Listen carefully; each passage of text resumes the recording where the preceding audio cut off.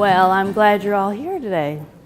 And I'm Peggy Garland, and I'm a speech-language pathologist, and I've worked in a lot of different places. I've worked in hospitals, rehab, school systems, and for the last 17 years I worked at Green Valley. And then I'm now employed with East Tennessee Homes. It's the group homes or homes in the community for people that have intellectual or developmental disabilities. So I was asked to do this. I didn't volunteer. I have to be honest. But I was asked to give us talk about how to communicate with people with disabilities, with communication deficits. So my talk is communicating with people who have communication deficits. And we'll just get started here. As we know, we can't treat everyone the same, but we can treat everyone with respect and everyone right. And that's what we want to do with, no matter who you are, we're all special. Everybody under God's eyes, we're all special, so we need to take care of each other.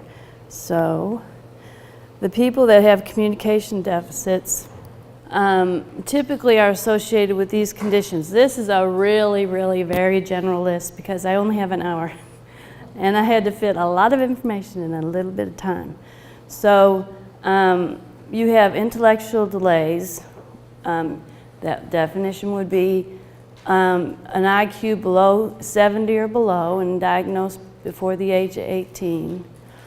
Then there's developmental delays, which you typically would see maybe somebody with cerebral palsy or syndromes. There's 1,000 syndromes. Brain infections, fetal alcohol syndrome disorder. Then there are people that have traumatic brain injuries, which I'm sure the EMS and all of you nurses, I'm sure all of you people have seen that. And they have communication deficits. People with strokes, not all people with strokes have communication deficits, but a lot of them do.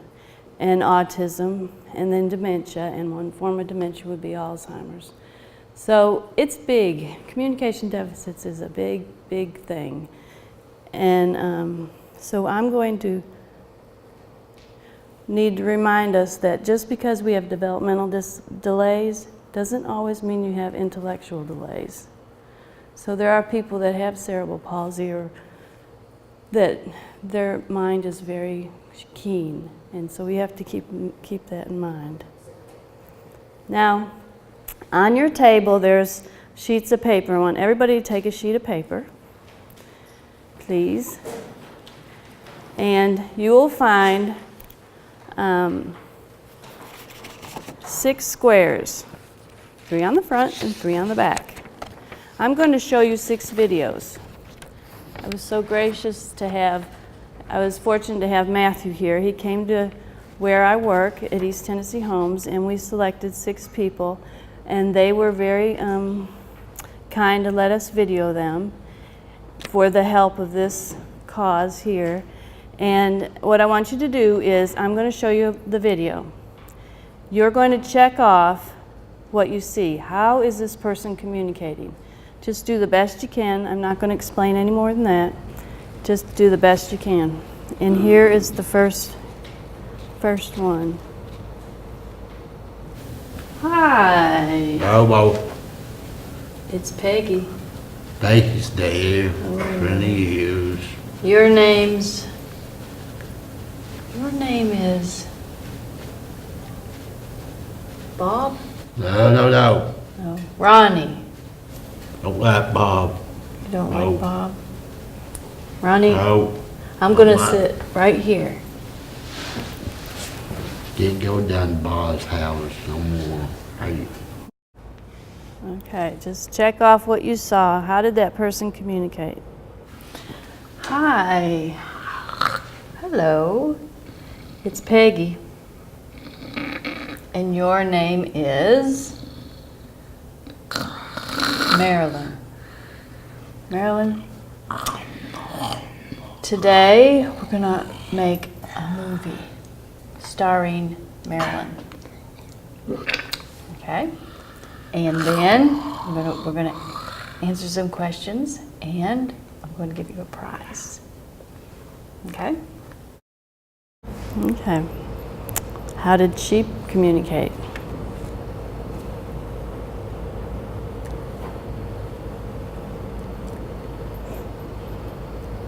Here's your next one. Hi, I'm Peggy. And you are? David Gill. David McGill. David, I believe this is yours. Is this yours? Yeah, Peggy, yeah. Mine. Is it yours? Well, today we're going to make a movie, Yeah, Peggy. a video, Yeah, Peggy. and when we're done, I'm going to give you a present. Okay, Peggy. Is that okay? So I'll sit over here It's over there, Peggy. and we'll just talk a minute. Okay?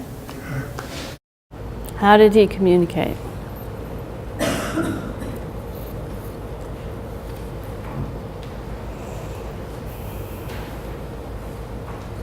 Here's your next one. Hi. Hi there. It's Peggy.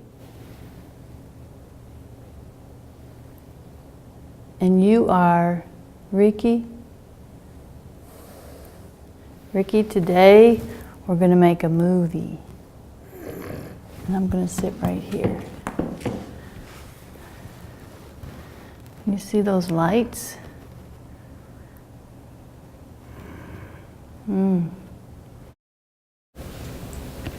Hi, it's Peggy. Hello. How are you today? Your name is? Whoa. Is it Virgil? I'm going to sit right here, Virgil. Today we're going to make a movie. See the lights? We're going to make a movie about you. Okay? All right, this is the last one. Okay, you ready? Hi. It's Chris. And your name is Bob. Is that right? Is that your acting name? And my acting name is Chris? Okay. All right, Bob. Your real name is anonymous. We don't know what your real name is. Okay. All right. Just set those aside for a minute and we'll come back to that. I want to talk about communication since that's what we're here for. Communication, we have to realize, and I'm sure you all do, that there are two parts to communication. You have to be able to receive information with receptive language, but not only receive it, you have to understand it. Okay? And then expressive language is how you express yourself through expressing your thoughts, your feelings, your wants, your needs. So you need those two parts to have good communication. And I'd say that's why there's a lot of problems with the law, because those two parts aren't always working, right? So we have a lot of domestic violence because communication. But here we go. So let's talk about receptive language, receptive communication. If you're thinking about receptive communication, you have to ask yourself, how does a person take in information? Now, I know all of you probably know this, but I'm going to just reiterate what you already know. But we take in information from our senses. And with somebody with communication deficits, you have to look at all the senses. So when you're working with somebody that has communication problems, think about all of their senses. You have to observe the whole person. You can't just expect them. I know a lot of times we just assume that they can hear and see and talk, but with communication deficits, the wiring in the brain is not working, which all of you, I'm sure, are aware of. So you want to consider hearing. Just because somebody hears, it doesn't mean that they understand what they hear. And they could have hearing losses from mild to profound. They could have difficulty. They might hear it, but they just can't process it because the brain is incredible. And there's a lot more. But here's a little cartoon. It says, "Yes, that was very loud, sir, but I said I wanted to hear your heart." So, and I was in a nursing home, and there was a man and a woman, and they were conversing. And one of them was talking about the barber shop, and the other one was talking about the dining hall, but they were conversing. They were having this great conversation, but they weren't talking about the same thing. So hearing is a good thing to have. But if you don't, a lot of times you might have to rely on your vision, or vice versa. And vision, just because you can look, just because you look at something doesn't mean you can see. Or it doesn't mean you can see well. You can have things like perceptual vision, where you can see the sides but you can't see the center. Or you might have something such as this one right here, that right there, where you can't see the peripheral but you can see the center. And I know somebody that that comes to mind, she continually does this. Well, she's trying to find you, because all she has is the center. So unless you're in her, she can find where you are, she doesn't see you. So you think about that. If you have somebody you're working with that's continually doing this, there's probably a reason they're trying to find you. They might have something like double vision. A lot of times when the eyes don't focus together, and they focus separately, you might have some double vision. So they might be reaching for something over here, but it's really over here. So you kind of have to keep in mind. Just keep these things in mind when you're talking or working with somebody with communication deficits. And then light perception and shape. They might be able to see light and shapes, but that's it. So they're looking and they just see the light or the shape of you. So you just have to keep that in mind. And then you might want to consider touch. Now we're talking about receiving information. So if you don't receive information really well with your hearing or your vision, you might have to rely on touch, or you might have to rely on one of these more than the others. And touch has to do with, I'm sure you know, the skin. When the skin and the hair on your skin, you receive that information through there, but it has to go to the brain, of course, and the brain has to make sense of it. So the brain tells you you're touching. The brain tells you where on your body you're being touched. The brain tells you if you're being touched lightly or having somebody's touching you with more force. And the brain tells you what size, what shape, what temperature, what texture is that you're touching. And some folks that have communication deficits, they also have deficits with touch, with sensation. And I know that there's some people that if you touch them lightly, it hurts them. It actually hurts them. So they prefer a firmer touch.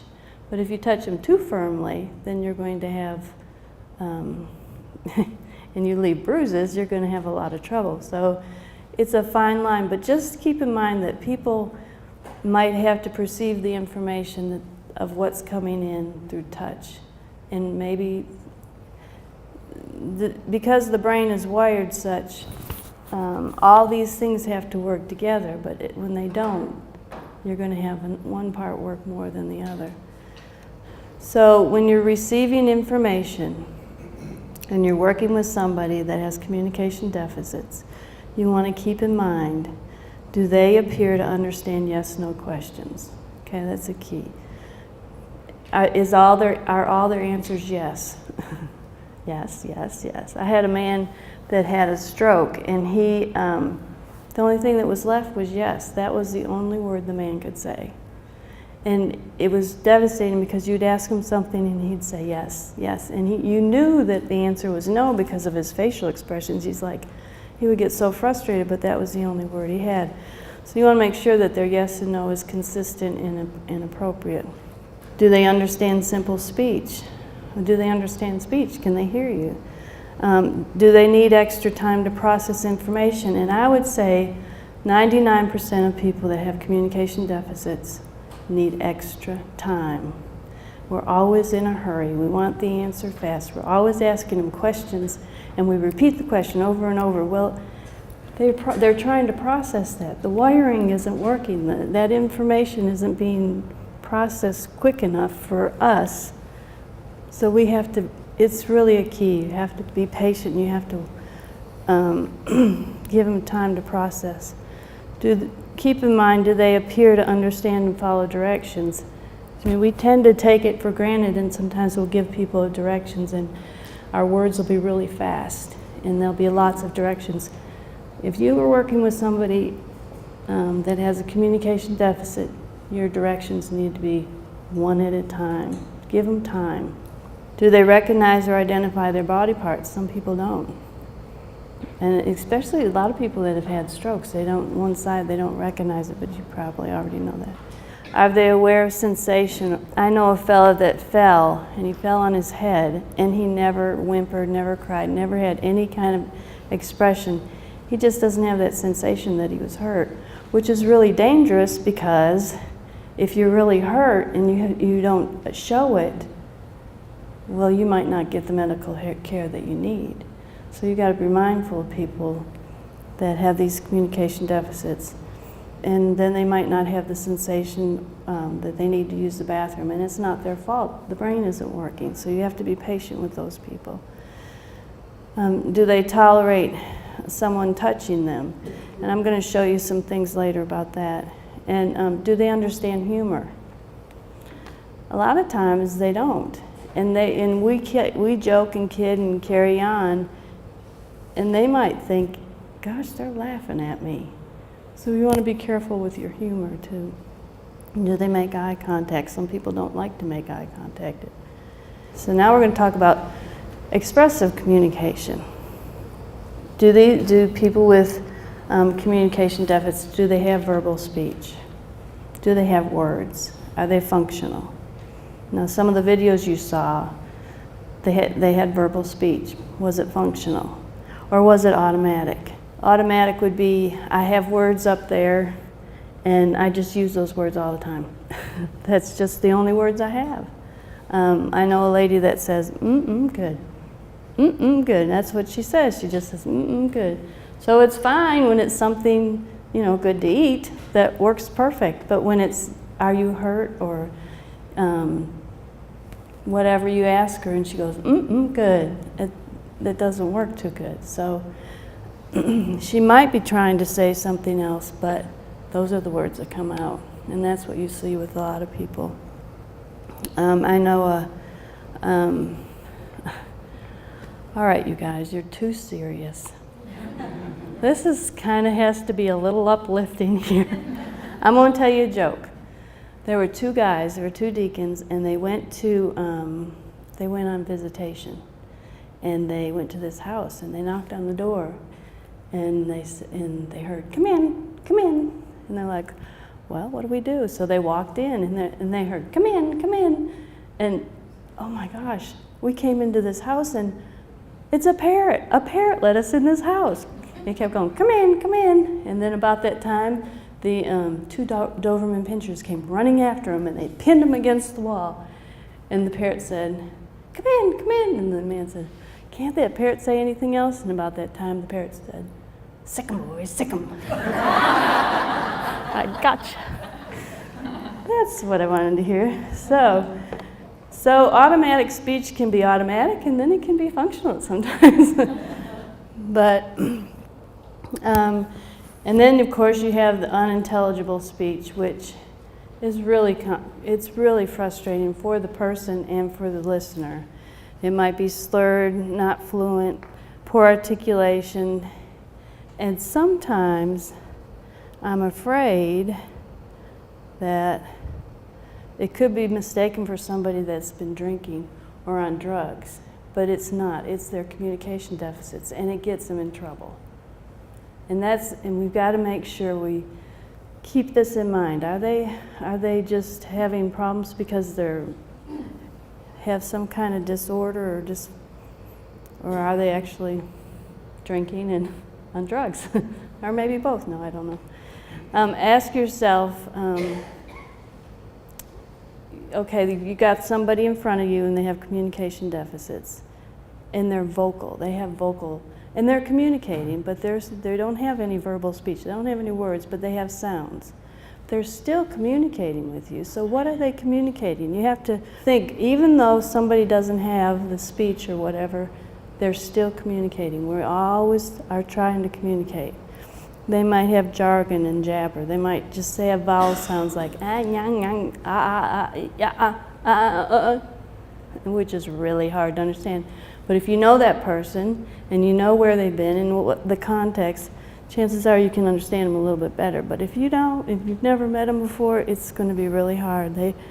So they're whining, they're crying, they're groaning, they're grunting. They're trying to say something. They're trying to communicate, but it makes it really hard.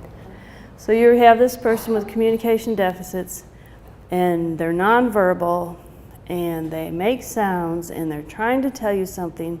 So how are you going to find it? How are you going to figure it out? Look at their facial expressions. That is a really good way. But then again, there are people that don't have any facial expressions. They're just flat. This one right here, it's excited, sad, and confused, but they never change. That is really hard to help those people because they don't have we really pipe into those facial expressions. So then you need to look at their body language.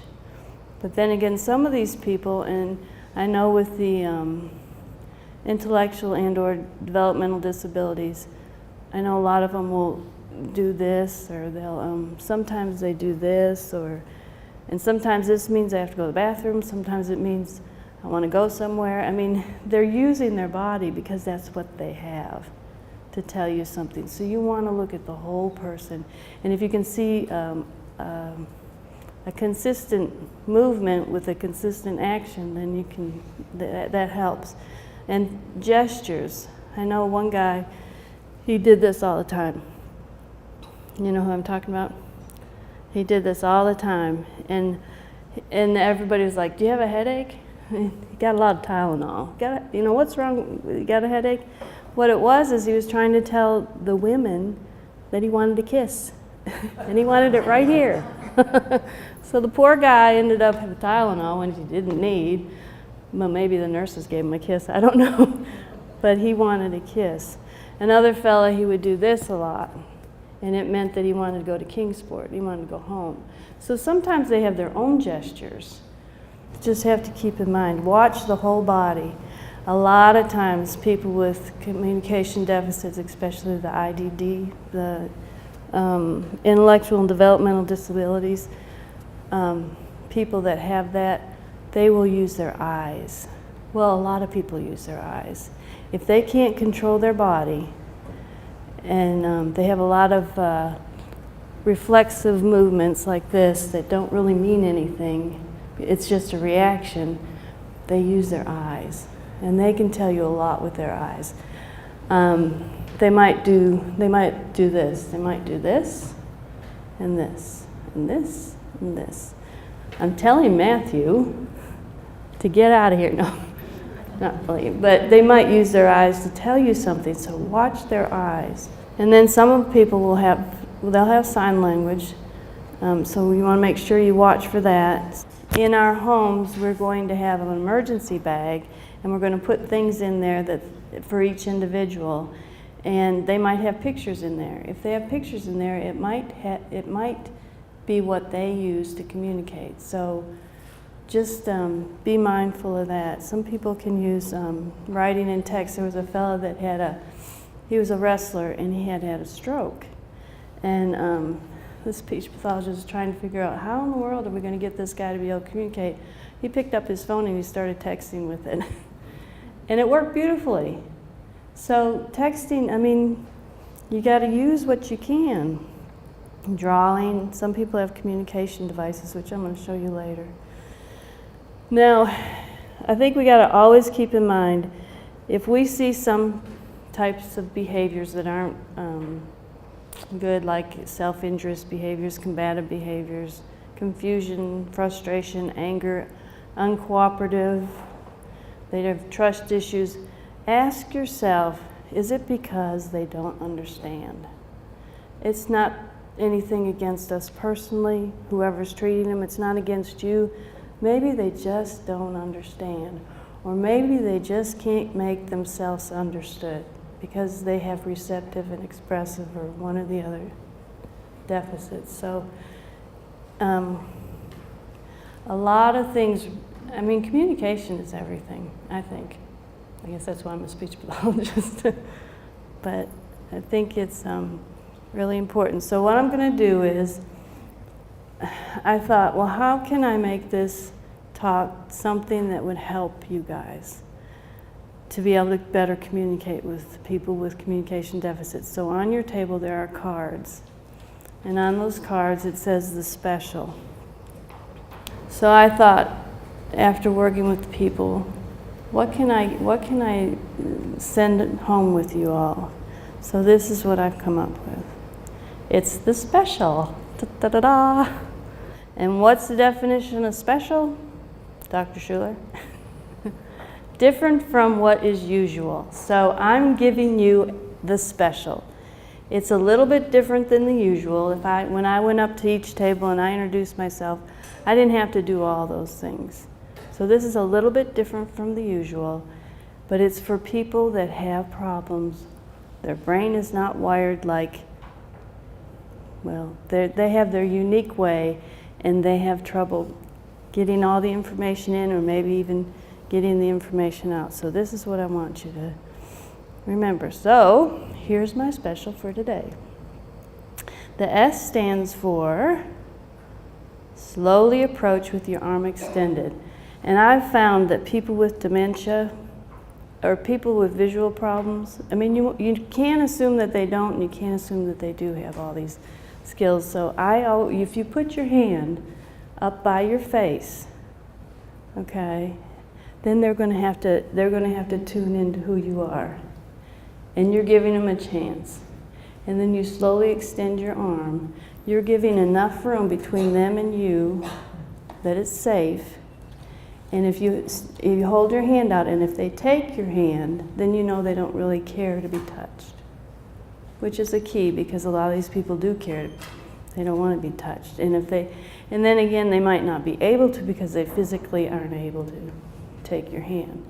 But just kind of watch and see if they try to get towards your hand. So that's giving you information right there. And then you want to stand in front of the person. It's really important to stand in front of the person, because remember, they might have visual deficits. And you want to get at eye level if possible. If they're in a wheelchair, if they're in a really high wheelchair, you can stand, but if they're low, try to get right where they are. That's really important, because then they know that you're really interested in what they're trying to say. And this is really important too. I think it's really important for people that have dementia. Do not stand in a threatening way. Men tend to stand like this, like that. See that guy right there? Be watching me all the rest of the day, all right? What was your name again? Don Coleman. Okay, Bob. But they tend to stand like this, and women tend to stand like this. Now, you might have the nicest demeanor, you might be the nicest person, but if you have visual problems and you have hearing problems and you're not really trusting, and you're going up to somebody that has all these problems and you're standing like this, they're going to get they're not going to communicate really well with you. So try to keep your hands down. It's okay. It's okay, Bob. So I found this little cartoon. It says, "I like hiking as a family. It's the only time we all get to see eye to eye." So remember, you want to be eye to eye. So eye level, please. And the P stands for pause often. So when you're communicating with somebody with communication deficits, pause often. Because processing is a problem. The wires are not working right. So you might want to say, hi, my name is Tim, or whatever. You want to pace yourself. And this is one of my pet peeves. When you're talking to somebody with a communication deficit, it doesn't mean that they're not people. They're persons, they are important. Talk to that person. Their caregiver might be here. Don't talk to them about this person. Talk to the person. It's important for that person to feel like a person, because they are. And be patient. It takes patience to listen. You can't listen to somebody if you're not patient. I mean, if you're really listening. You know, you can act like you're listening, but really listening, you need to be patient. The E is for explain what you're doing before you do it, or even as you're doing it. So always explain what you're doing. I'm going to put this cuff on your arm so I can see your blood pressure or whatever. Tell them what you're doing as you do it. And try to emphasize what they can do and not what they can't do, because they know what they can't do. Emphasize what they can do, like, wow, you really use your eyes to tell me things. That tells them that you are listening and you know how they're communicating. Can you imagine how much better they feel about that? So it's really important. And the C is for using concrete words. If you have communication deficits, typically you're going to have trouble processing things. So it's best if you use the words that are really right there, are concrete. So, for example, put the bag on the table. Put the bag on the table, not put it over there, because it's like, where's there? Okay, and have clear, concise questions. This is really big. If you're going to ask a yes or no question, ask something that you know the answer is going to be yes or no, like, are you sick? Not, you feel bad, don't you? Because then if they say yes, you're like, well, do they or don't they? So when you ask a question, ask it a specific question. And use gestures. It's really important to use gestures, because they're going to try to take everything they can see in, okay? So you would not just gestures like this, but you'd say, you need a drink? Would you like a drink? Is it time for you to take a nap, or whatever it is? But use gestures. And this really should be the first one. Ask them, how do you say yes and how do you say no? And people will really appreciate it. Think about it. Any one of us could end up in the hospital. Any one of us could have a terrible wreck. Any one of us could be laying there and people talking about us, talking around us, not paying any attention to what we're really trying to say, not looking at our whole body, trying to see how we communicate. And nobody ever asks you, how do you say yes? How do you say no? And we have people that have communication deficits that are intellectually and or developmentally delayed. They might not have an intellectual delay, but they have their physical body is, and they have a yes and no. But nobody asks them. Nobody asks them how you say yes and no. So there was one guy, his name was Ed, and he had all these tubes in his body. He couldn't speak. He had a tube, he had a trach, and somehow they had him strapped to this thing to help him stand, and he couldn't use his hands. And I said, Ed, how do you say yes?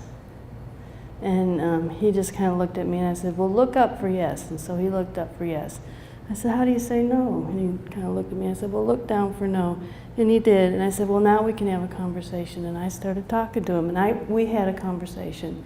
So it's really, really important, if you don't take anything else back, if you see somebody, a family member, anybody that has communication deficits, ask them, how do you say yes?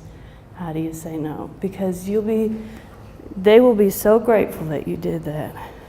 And the L for special stands for look at the whole person. And I've said that over and over. Look at the whole person, because they're communicating using what they have.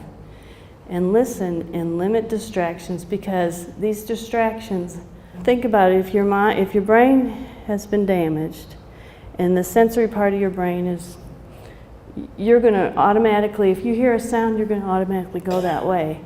So it's really hard for them to concentrate and pay attention to what you're trying to tell them. So if there's a way, and you need to ask them something really serious, take them somewhere where there's not a lot of distractions, because you'll be more successful. So that's my special. So now I'm going to let you see these videos again. And I want you to see if you can do any better, now that I've told you this. Now, each one of these people are really special to me. I mean, they're great people, and they all have a way to communicate. But they're all unique in their communication skills. Okay. Hi, Bobo, it's Peggy. Peggy's there, friend of yours. Your name is Bob? No. No, Ronnie. Don't like Bob. You don't No. like Bob? Ronnie, No. I'm gonna Why? sit right here. Didn't go down to Bob's house no more. Hey, Ronnie, we're gonna make a movie, yeah. okay? And then we're gonna talk. And then I'm gonna give you a present, Yeah. okay? Tell me how you got here today. Man, this morning. On the van? Yep. Got mad this morning. You Got hateful. You got mad? Oh dear. Broke my fighting. Bad. On the fingernail clips. Do you like to go in the van? No. No. No.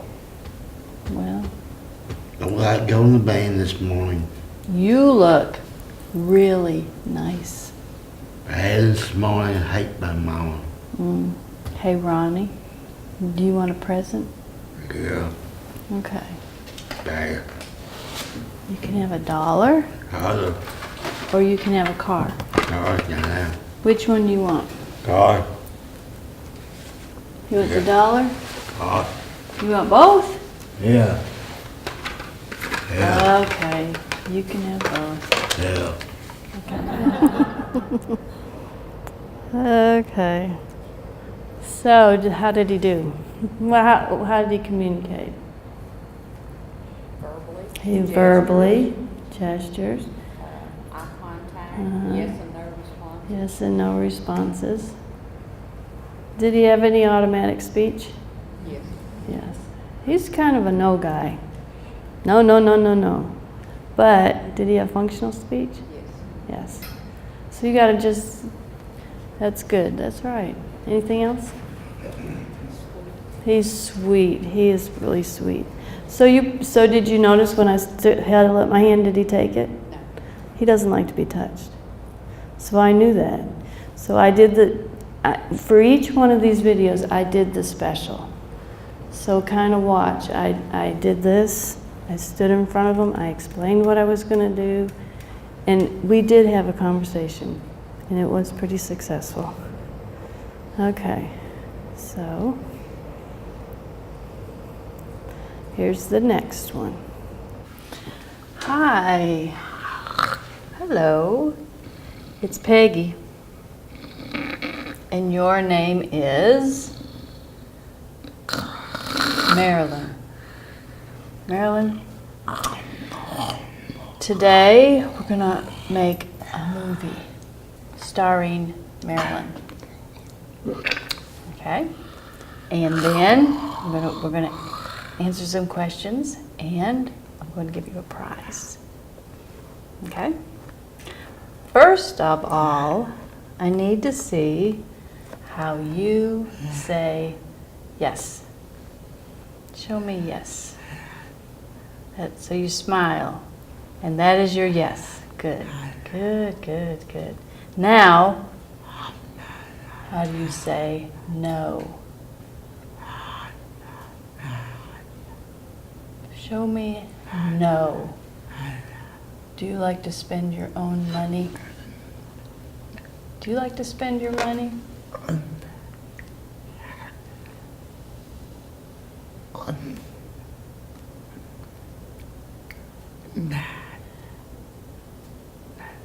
It's hard to say no when you're happy, isn't it? So when you say no, you stick out your tongue. Where's your tongue? Let's see. Say no. I'm waiting for a no. No, no, no, no. No. No.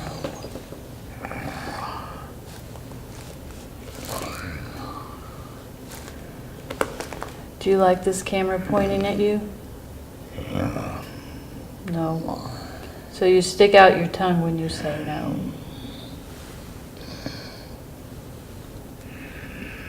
Very nice. Thank you. Thank you. Now,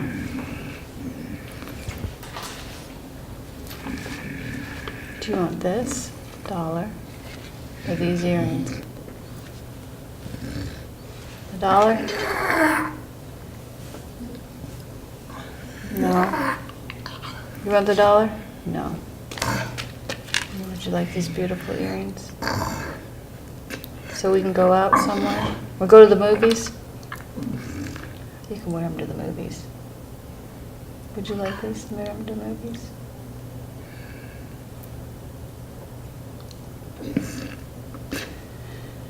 No.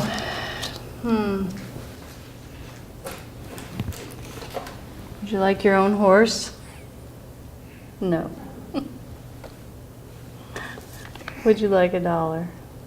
No. You don't want anything? Marilyn, what am I going to do? I don't know what to give you. Would you like this? No. Now you got your no going. Well, okay, I'm not going to give you anything. You don't get anything. How about these beautiful upside down earrings? Can I give them to you? Can I give these to you? No? No? Okay. So how did she communicate? Facial expressions. Facial expressions. You knew what her yes and no responses were. Mhm. Yes and no. And she's accurate when she does her yes and no's, but they're hard to read because she has a lot of secretions, so she has to swallow a lot, so her tongue will come out to swallow. So it is difficult to get to. And some body movements. And she has body movements. But do you notice her eyes? Her eyes are really expressive. Okay, now I'm going to show you Marilyn again. Now Marilyn, let's see, I got it. She's very bright. She has definite developmental delays, but her mind is really sharp. So just by looking at her, her receptive language is really good, but her expressive language is not so good. So watch this. I know your name is My name is Marilyn Reinhardt. I know that, but I'm not sure about your birthday. When is your birthday? I like to go shopping. Marilyn, I know you like to go shopping, but when is that birthday?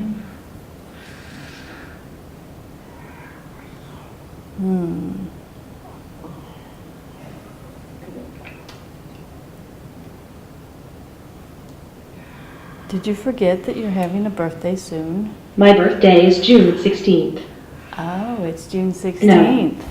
Yes, it is. June 16th. Are we going to have a party on your birthday? Are we? Should we invite anybody on your birthday? Should we have people come to see you on your birthday? What'd you say? People? Your brother? Should your brother come to see you on your birthday? Yes. Yes. Yes. Yes. You had a big smile. I'd say that's a yes. Oh, you need something? You need something. Body parts. Are you in any pain? Is there anything that hurts you? Shoulder. Oh, your shoulder hurts you? Shoulder. I'm sorry. I'm sorry your shoulder hurt you.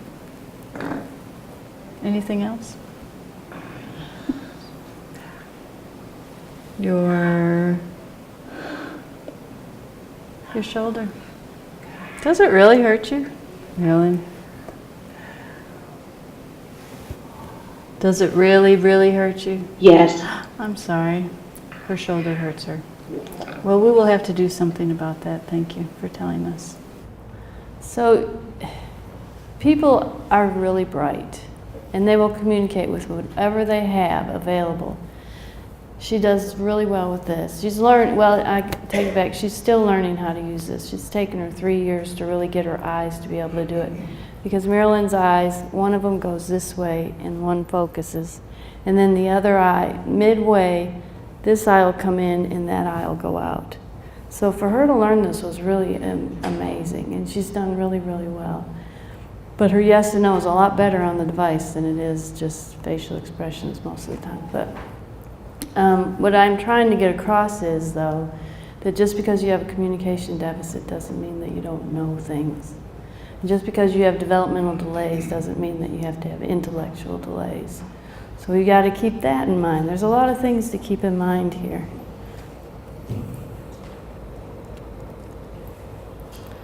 Okay, here's the next guy. Hi, I'm Peggy. And you are? Thank you. David McGill. David, I believe this is yours. Is this yours? Yeah, Peggy, it's mine. Is it yours?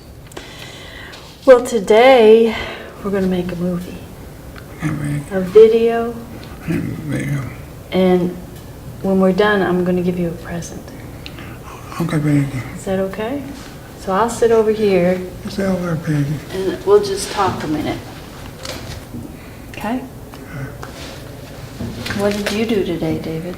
I've been working on us to get trash out today. Today? Anything else? To get trash out today. Take the trash out? Were you at, where did you work? I went in the Critters. You went to Craters and you worked? Critter works. Did you have a good lunch? I got meatloaf today. Oh, that sounds good. David, do you feel pretty safe here? I'm a pretty saver, Peggy. Okay, good. All right, well, I just wondered how you were and what you've done this weekend. What did you do this weekend? I went to Weston last night. You went to Bristol? I went to Weston last night. Last night, did you go to church? Went to church in Heartland. Oh, to Heartland? Heartland, Peggy. Did you see, who did you see there? I seen Dora. You did? Wow. Well, I'm going to give you something, okay? Give me some, Peggy. I don't know which one you want. I'm going to let you pick. You want me, Peggy? Which one you want the chocolate? Open it, Peggy. You want me to open it for you? Would you like the $1 too? You can have the $1 too. What will you buy with the $1? The drink. A drink with your chocolate? You get it in there? Okay. Alrighty, David. I want to thank you for coming. What you did? Where did I get what? The candy bar? You call it. Where's my car? Yeah. It's out there. No, it's in the shop. What happened? It broke. My car broke. I have to get it fixed. Broke. Yeah. What'd you drive here? Mama drive car today. You got a car today? Mama drive car. Your mama? What did Christy drive? Where you drive, Christy? A van. You were in the van. Here you go. Take that piece first. Got it? Okay. He likes chocolate. So how did he communicate? Verbally. Verbally. He was functional, wouldn't you say? He did repeat what I said. He did what I do to people. And that's another thing that's really important. When you're talking to somebody with communication deficits, repeat what they say. Like I did with Marilyn. Oh, you said yes. Oh, you said no. Because you want them to know that you know what they said. It's really, really important. That way it gives them a chance to correct themselves. Oh, how else did he communicate? He had gestures. So on that special there, even though he can walk and talk and do all that, he still needed concrete words. He still needed the speech to be paced so he could catch everything. And then he would repeat so he made sure he knew what you said. Okay? He had a flat affect. But he was pretty communicative. Okay. All right, here's another one. Hi. Hi there. It's Peggy. And you are Ricky? Ricky, today we're going to make a movie. And I'm going to sit right here. You see those lights?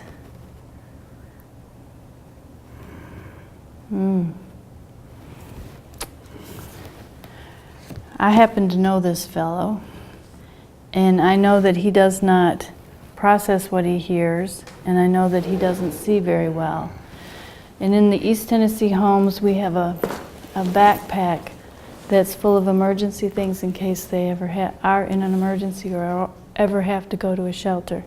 And in the pack is a card that has how they communicate. And Ricky, this is what your card says, that you have a profound auditory processing deficit. So even if you hear it, you don't make sense of it very well. And that you have a profound visual impairment, and that you can see light, but you can't really follow gestures because you can't see very well. And to help you out, this is what we're going to start to do. When it's time to move you, we're going to run our fingers up your arm like this. And then we're going to move them. And every time we move you, we're going to do that in order to help you know what's going to happen next. When I greet you, I'm going to tap you on the shoulder. So you know I'm here. You know I'm here. And before we change you or do any kind of toileting needs, we're going to just make a T on his shoulder or on his upper arm. And then we're going to do that. And then before meals, we're just going to put a cup in your hand because he can hold a cup and he will drink on his own. And before you get medicine, we're going to put a little medicine cup in your hand. And before you get a bath, we're going to wet your feet with a washcloth so you know that a bath is coming. That's just to make your life a little more easy. Ricky uses facial expressions, body language, sometimes he vocalizes. To say yes, he cooperates. To say no, he'll turn away. And sometimes if he's sick or in pain, he'll moan or cry. But it's very difficult, and the staff who know him best can read him. Now, he would be hard if he was in a shelter.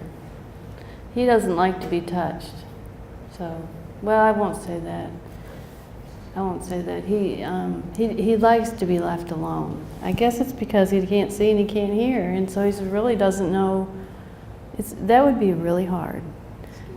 It'd be really scary, and that's why to move him, instead of just whisking him away, we're going to give him a warning that he's going to be moved each time, and let him know that. So touch is a really key thing for him. I won't say he doesn't like to be touched. He just likes to be left alone. But you're going to find people like that in the shelters. And you can't, it's going to be hard. So you want to look at the whole person. And if we can get the people in these group homes or the homes in the community to put these cards, these communication cards in those packs, if the packs were able to go with them, I think that would be helpful. And I think if everybody is mindful that they're there, use them. because it will make everybody's life a lot easier. Okay. This one's a good one. They're all good. Hi, it's Peggy. How are you today? Your name is? Whoa. Is it Virgil? I'm gonna sit right here, Virgil. Today we're gonna make a movie. See the lights? We're gonna make a movie about you. Okay? Virgil, how do you say yes? Show me yes. Show me no. Oh, good job. Okay, well listen. Because you came here today, I thought I'd give you a present. Would you like a present? Would you like a present? Yes? Okay. Let's see. Let's see, what do we have here? Nope, not that one. Virgil, have you had a good day? Have you had a good day? Huh? Yeah? Which one would you like? $1 or some headphones? You pick. You want the headphones? Okay, you can have the headphones. Those are. You want them? Okay. Can I put them over here? Put them back here? Okay, I'll put them back here. There you go. Now, Virgil, I want to talk to you some more. Mister, tell me your name. Whoa. Bob? Your name's not Bob. What's your name? Hello. I am Virgil Webb. Good to see you. It's so good to see you. Hey, Virgil, how do you feel today? Feelings. How do you feel today?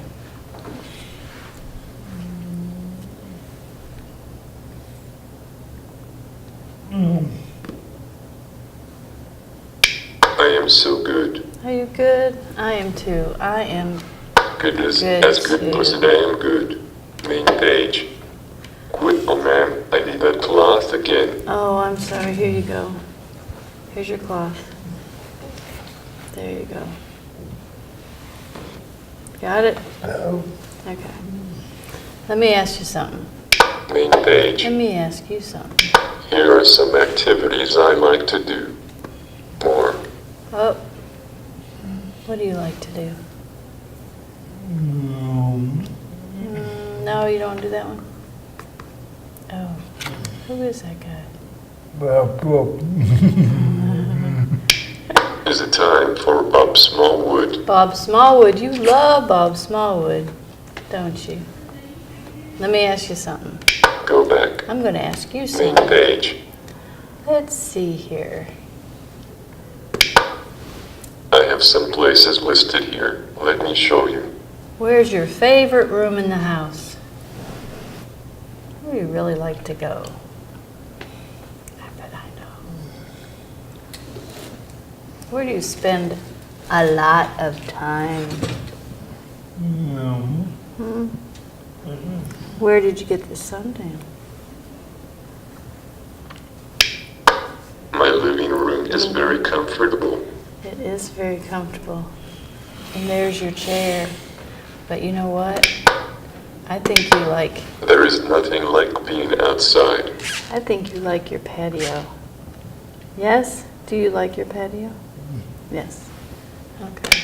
Go back. Let me ask you something else. Main page. Virgil, Oh, if you would please help me, I would be grateful. I'm sick. is there anything wrong with you today? How do you feel?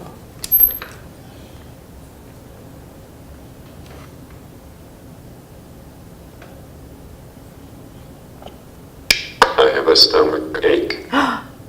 Virgil, do you have a stomach ache? No. What? You do? No. Are you nervous? Are you? Okay.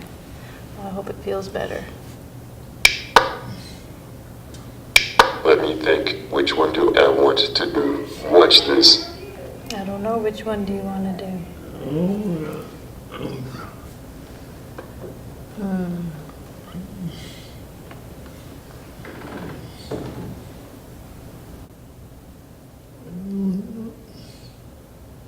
I want to listen to music. Oh, Bob Smallwood. Play me a song.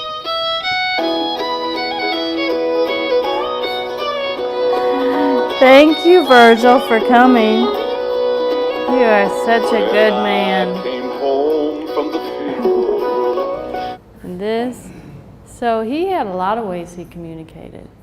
He pretty well got the whole list, except for the verbal. He doesn't have verbal. He does have vocal sounds. Okay, this is the last one. Now I got to tell you something about this guy. He is very bright. And when we practiced, he said, well, he didn't actually say, but he indicated.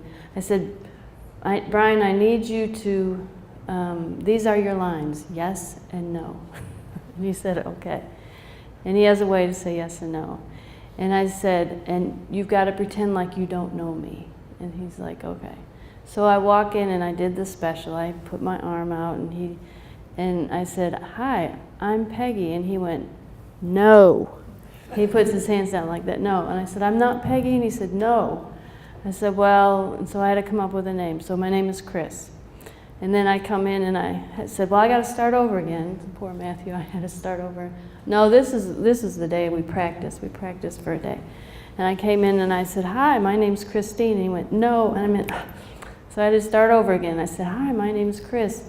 And you are Brian? And he went, no.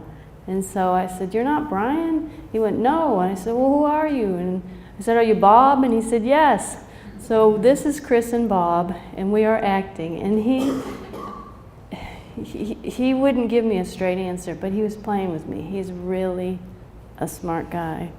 So watch how he communicates. Hi.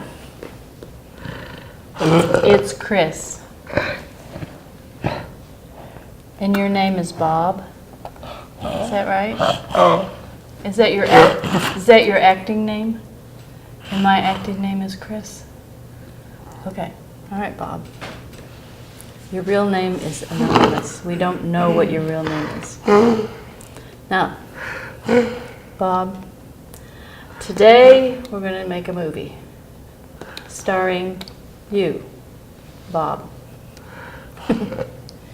And we need to talk. So, I need you to tell me how you say yes. Show me how you say yes. You look up to say yes. Okay, now, I need you to tell me how you say no. You look down for no. What if it's a really mean no? What if you mean it?